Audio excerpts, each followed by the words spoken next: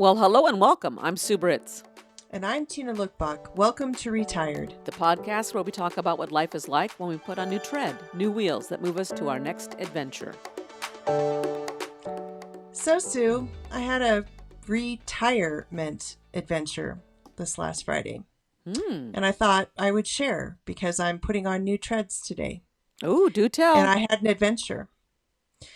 So, this last Friday, my daughter was to sing in a operatic duet. And I was going to even stay the night. And I had everything packed. I got my dog, Jiji, with me in the car. And I drove. And as I got to the top of our mountain to start descending, I hear a poo! And I thought, my God, I think my tire just blew. And luckily I pulled over. And I thought, well, isn't it just great that I got my AAA. So I pull out my phone and no cell service. SOS, it says on the top. Oh, God. And I kind of panicked a little bit. So I thought, okay. And I shouldn't say I panicked, but my brain started thinking, okay, what is the next best thing to do? And I thought, well, no, I'm not going to call my neighbor because I have no phone. And I was in this place where probably 15 miles I would have had to have walked to get to a home. So I'm really in the middle of nowhere. So I thought, I guess I'm going to have to do the thing. I'm going to have to change my own tire. Because the options were walk the 15 miles, which I could have done. My feet would be killing me with arthritis and not having proper shoes. But what then held me back was now I have a dog who can no longer do the walking. So do I abandon my dog who's going to go hysterical in a car? I really did not know what to do, and I'm trying to just stay calm. So I thought, well, no problem. I'll have to do the tire myself. So I open up my car, my trunk. I pull out the spare tire, realizing that even that is heavy. And the way it's situated in the trunk is not easy to get out. But I managed. So I got the wheel out and I looked at my situation. I had a really cheap that came with the car jack, but I had no lug nut remover. So I did not even have the tools. And my heart kind of just stopped for a minute because I thought, what do I do? And I look up, and you cannot judge books by their cover. This man who had no top teeth, gray hair, probably my age, and his friend come towards me with a real jack in their hands, like a real professional one, not this little cheap thing that would have killed me. And within 10 minutes, they fixed and changed my tire. And they packed up and left. And I went running after them. I hugged them. And I started crying. And I just thought how lucky I was. First, that I wasn't killed and raped and left on the side of the road. God. Second, that the biggest fear I've always had is what if you have a blowout on the freeway going 80 miles an hour? I'm in a convertible. So I flip the thing, I'm dead.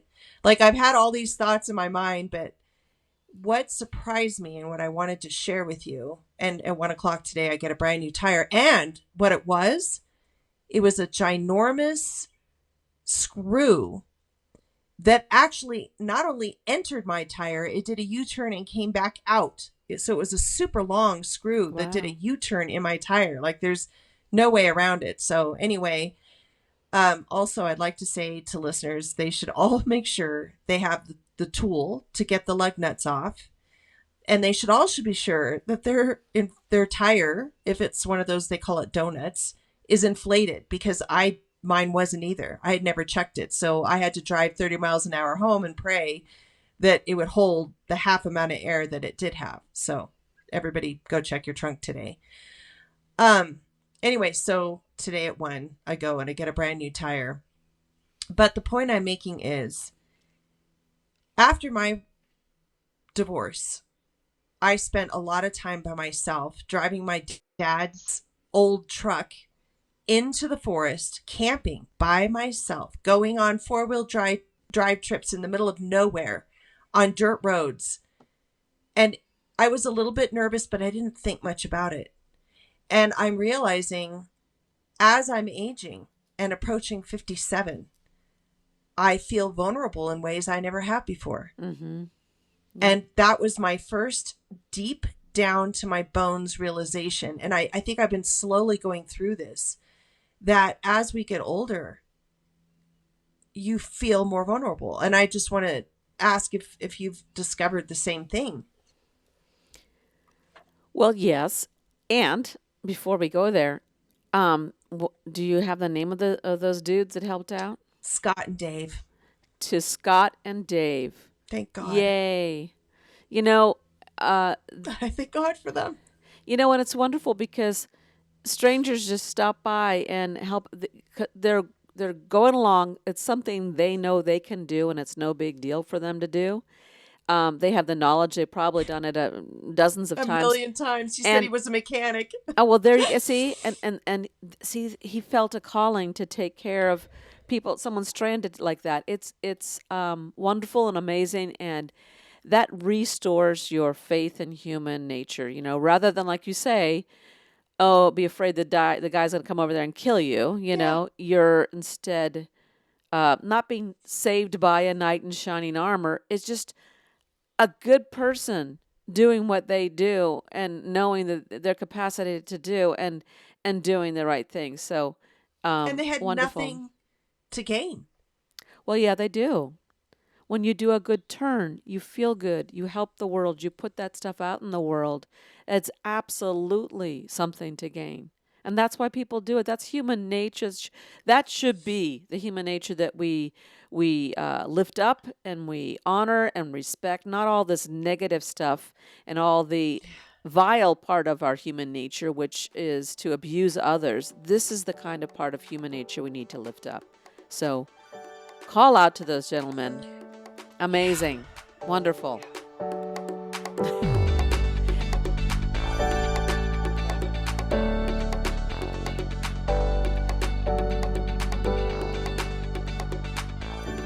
I had a similar blowout story, but it was very different in important ways. The most important was I wasn't alone, well, with my dog, alone on a mountaintop on a road that I'm sure was precarious. I mean, your butt hanging off the side of the road would not be safe also. I was on a Highway 80, massive traffic.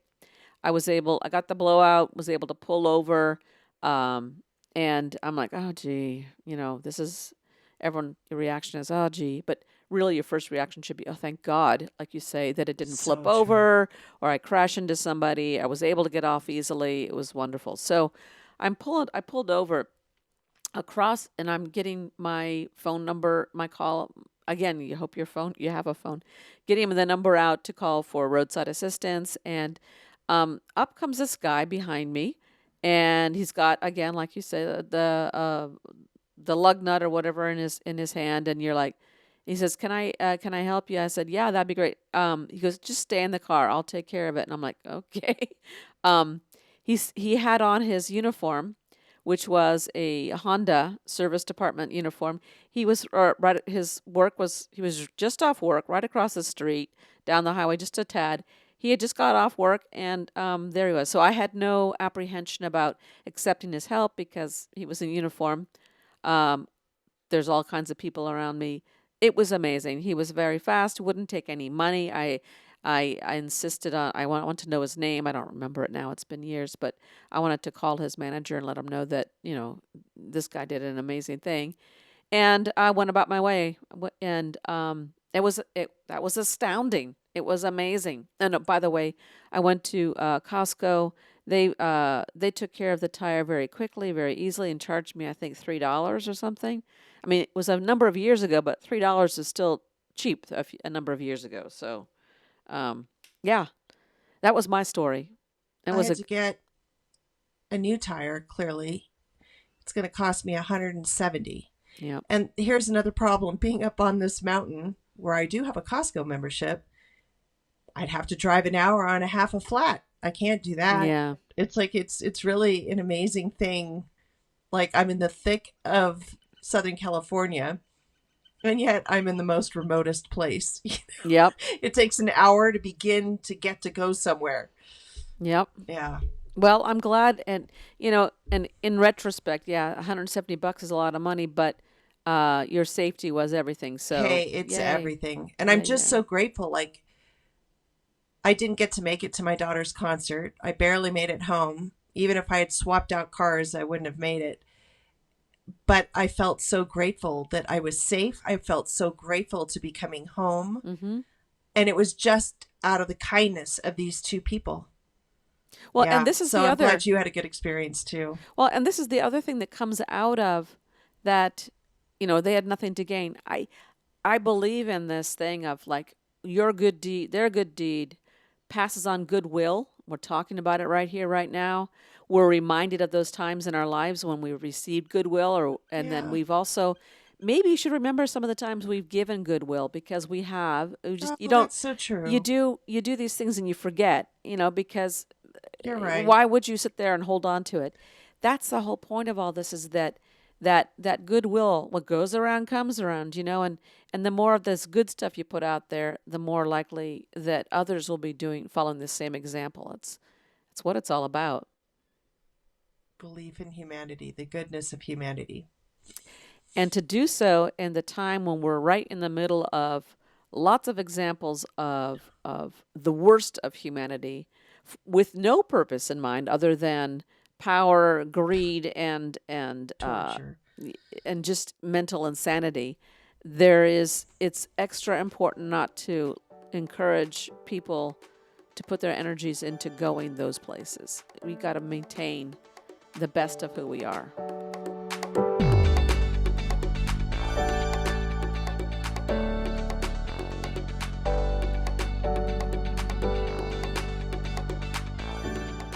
This side of retirement, I'm feeling more vulnerable. And yesterday I went hiking with a friend. She's also a teacher up here.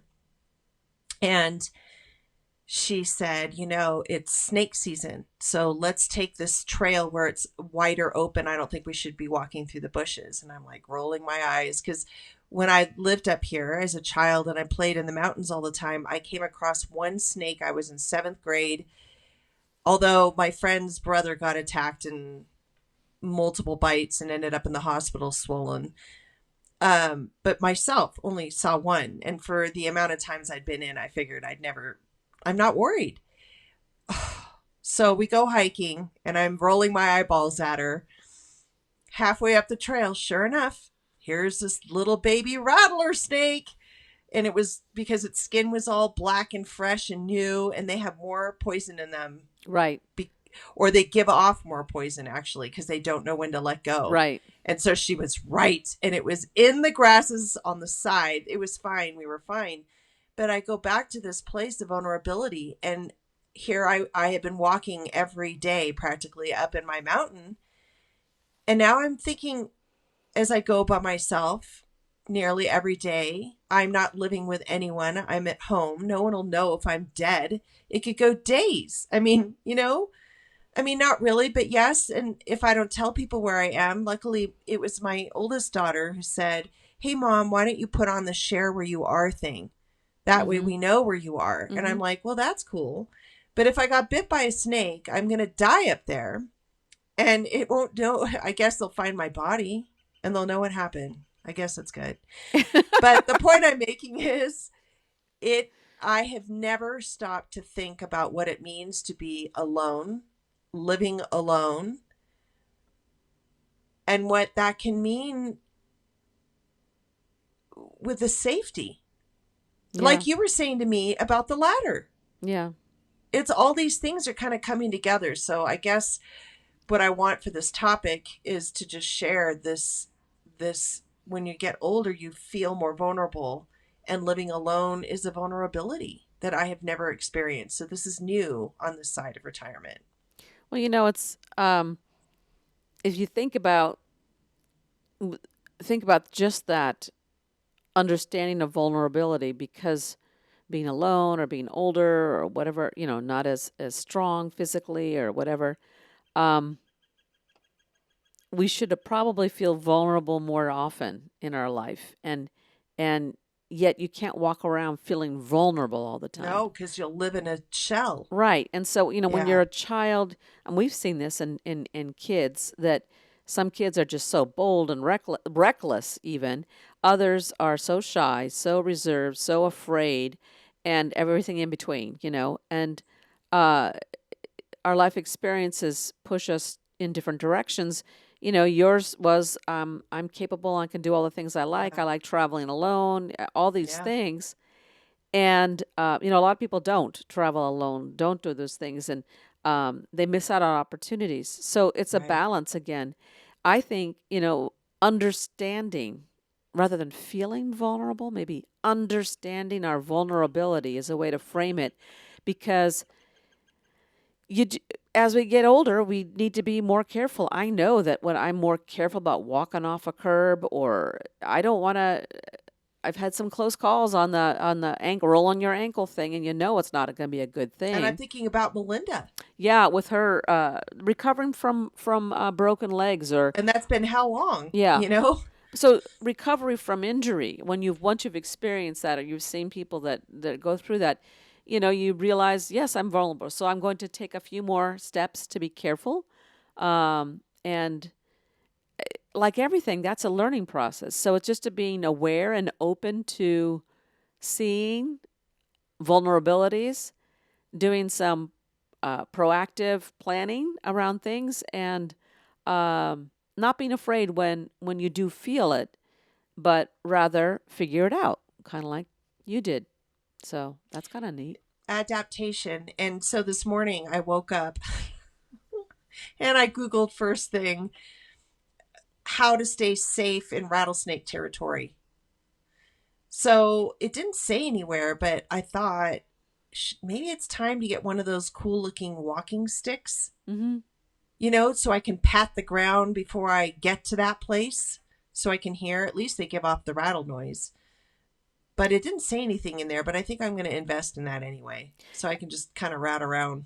Well, and a walking stick is always good too, because it can help you if you're used correctly. It helps you as you're hiking, which is really Yeah. good.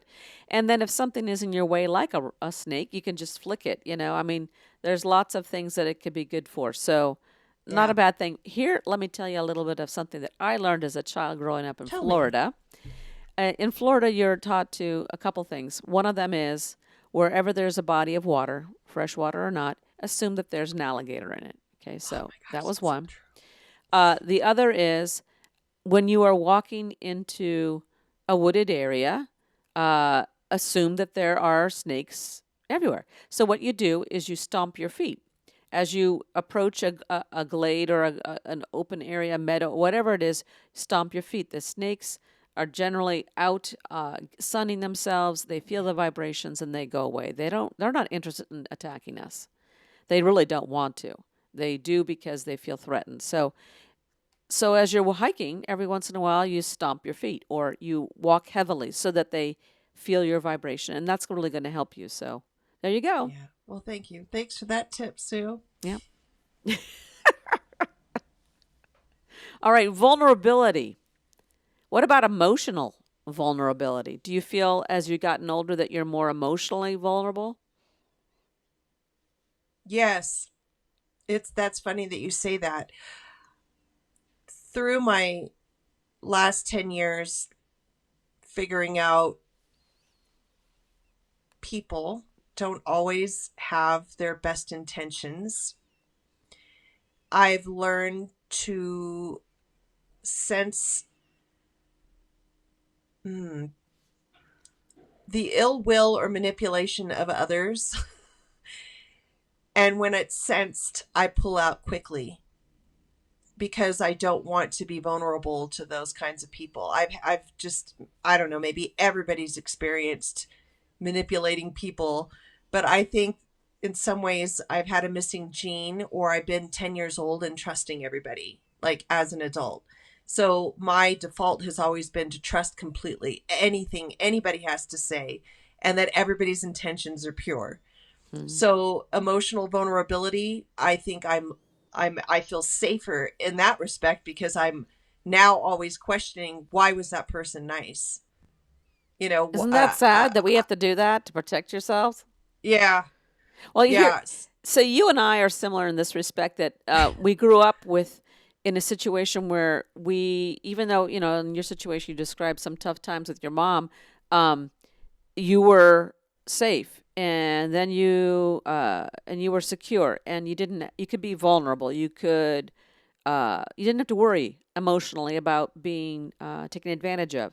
And then when you got in your marriage, same thing. You're committed to this person. They appear to be Appeared to committed to be. you, and you're moving forward. And so we spent a lot of our lives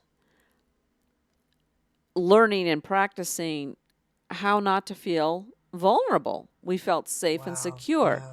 And so when you started finally figuring out, oh, there's something I was wrong not here. safe nor secure. Yeah, something's wrong here. And now we have to figure it out as adults. And then when you're single, you that's another layer of figuring things out. So not just friendships, but if you're wanting to start a new relationship, you have to be vulnerable, but you got to be smart too. And you know that other people are doing the same thing, which is different than when you're growing up. You assume that everyone's got a situation like your own. And Gigi agrees. She thinks that, 100%. yeah, that you've got to be smart. There's got to be balance.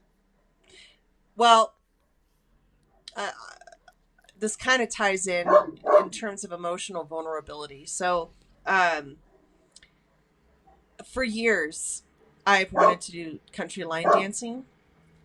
And when I first divorced, that was like one of the things I was so wanting to do.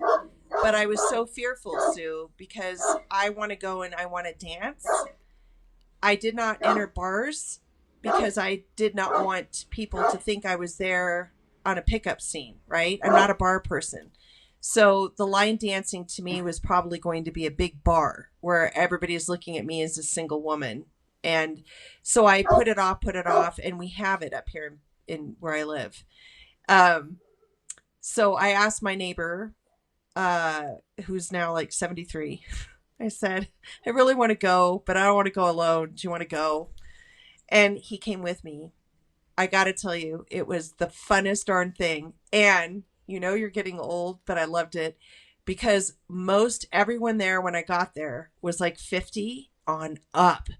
There was even a lady Oh, probably well in her 90s who's wow. doing this line and was good at it.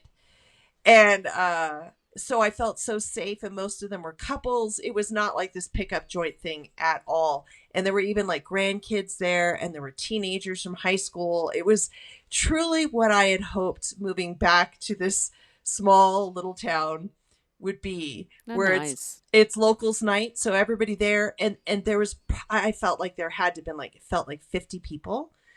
Um and they all knew the dances, 50 on up, and they knew the dances. Like they were perfect line dancers. Like you could tell it's a locals thing. They go every week without fail. They have learned and mastered the dance. And half the people wore cowboy hats and cowboy boots. It was like everything I hoped for. And then I started like bursting out singing because I knew all the songs that they were playing because I love country western. So speaking of emotional vulnerability, we could see two places. Like, one, I never wanted to try it because I did not want to be vulnerable in a different kind of way, right? Yeah, I didn't yep. want to look vulnerable to dating or, uh, again, people that have other intentions than what I'm there for.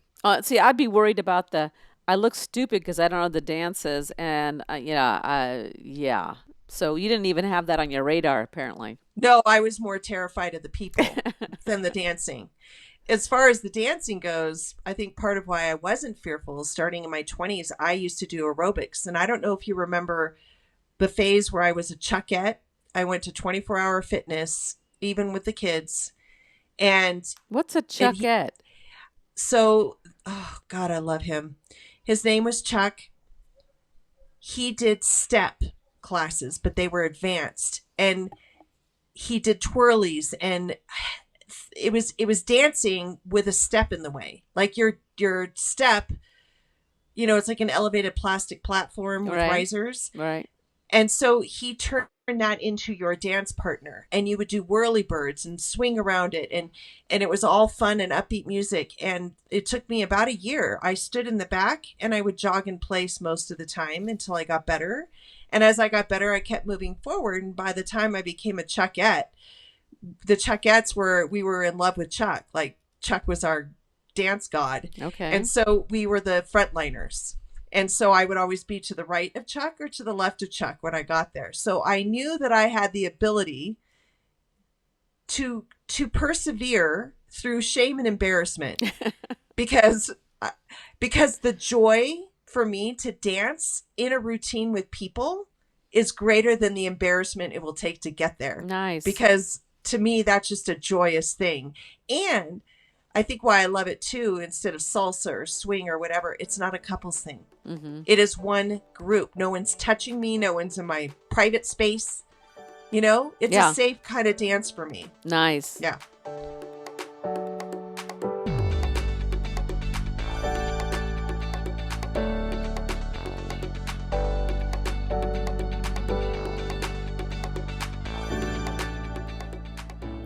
So, final words on vulnerability?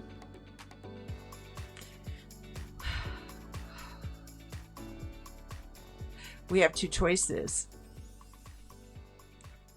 which is to stop doing everything for fear. Mm-hmm. And I think that's been my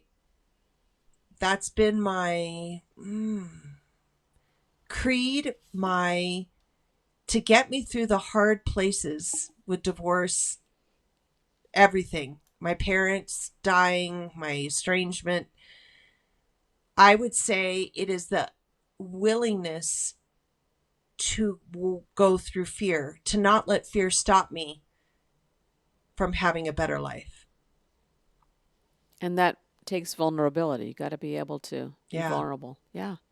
And know that you can survive that vulnerable moment. It may not be fun or easy, but you're going to learn and you're going to grow. But the physical safety is a new thing for me. That I'm not so sure about. Because I was thinking, the hiking now, dying. I don't know. But I think that's when we adapt. I'm just going to get smarter. I now carry with me pepper spray and an emergency whistle. So now I'm going to get the stick. There we go. And, vulnerable to social and emotional, just saying yes, being open to things.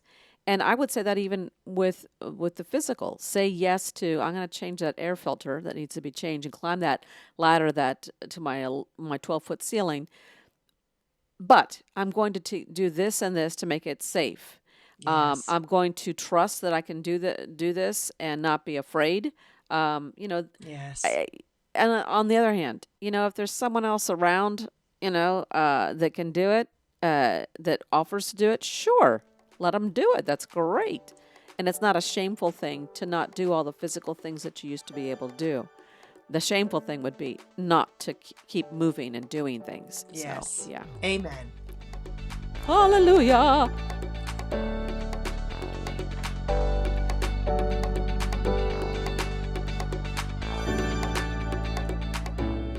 Thanks for listening. Now let's pack up this week's episode in the trunk. Ride shotgun and be a part of our adventure by clicking on the plus sign to subscribe and follow our show. This will help our ratings and, more importantly, inspire us to keep creating fun and engaging content. We would love to hear from you in the comment sections or email us at retiredpodcastnewtread@gmail.com. Use the Fast Track link by sharing episodes with friends, family, and anyone who would like to join us on a road trip through retirement. Be sure to check the show notes for links and contact information. Retired is chauffeured by Sue Britz and Tina Lokkbokk. It is produced, directed, and edited by me, Sue Britz. Music and graphics are by me too. Buckle up and tune in next week so that you won't miss your chance to join our retired road trip.